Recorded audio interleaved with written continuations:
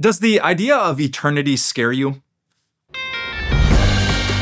Our church had a Q&A Sunday not long ago, and a woman said, Pastor, the thought of forever freaks me out. So how do I cope with that?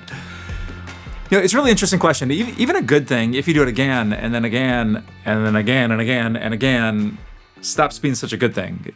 Isn't that true? I mean, you could have the best steak, your favorite meal, the freshest pasta, but if you had to eat it tonight for dinner, and then tomorrow night, and then for the next 1,000 nights, and then 10,000 nights, the good thing wouldn't feel so good or exciting, would it? It'd be steak again. And sometimes when we think about God or the concept of heaven or eternity, it sounds like good news at first. We leave this world of suffering, get to be with God in heaven where we're happy. But then the thought that it's not a day or a week-long all-inclusive vacation. It's forever and then forever and then forever. When we've been there 10,000 years, a classic Christian song says, 10,000 years of doing what?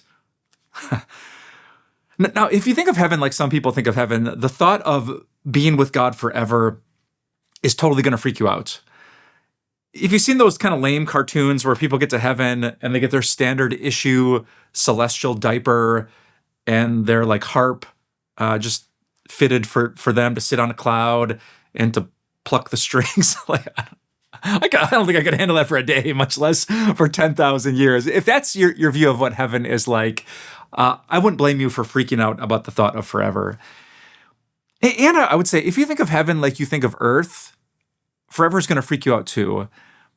You can only take the same vacation so many times until you get a little bit bored. You can only do the same thing so many days in a row until it gets monotonous. If your thought is like, hey, I can see the thing and then check the box. I've done the experience and now the experience is over and I have the Instagram pics to prove it. But I got to tell you today that being in heaven or being with Jesus on the new earth, which is what's going to happen when the judgment day comes, is not like that at all. It is so much better that I'm not sure there's a spot in your brain to process it.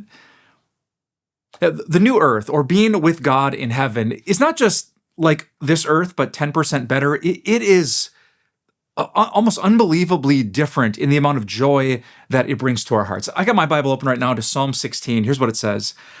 I keep my eyes always on the Lord. With him at my right hand, I will not be shaken. Therefore, my heart is glad and my tongue rejoices. My body also will rest secure. Because you, God, will not abandon me to the realm of the dead, nor will you let your faithful one see decay. That's Jesus. God, you make known to me the path of life. You will fill me with joy in your presence with, get this, eternal pleasures at your right hand. When you're in the presence of God, what will you feel? Joy, pleasure. And I want you to note that phrase, eternal pleasure. Not pleasure for a day or for a season or for a decade or for some moment. No, forever, eternal pleasure, because God is eternally good. Because his love goes down to the depths and up to the heights. Because God is unlike anyone you've ever met on this earth. You can enjoy him forever. You never fully explore him. He's not like a movie that you watch and then you kind of know it and then you kind of get it and then you're kind of over it. No, he's so infinitely good that you could spend an infinite amount of time exploring and enjoying his character, his intelligence, his wisdom, his courage, and especially his love. I kind of get why forever would freak you out. We think about earthly things because earth is all that we've experienced. But listen to the psalm, which is yours through faith in Jesus. Keep your eyes fixed on God, and you will not be shaken by thoughts of your future. You will get to be with God himself, and there's joy in his presence. There's eternal pleasure at his right hand. Hey, thanks for listening to Taboo Questions with me, Pastor Mike Novotny.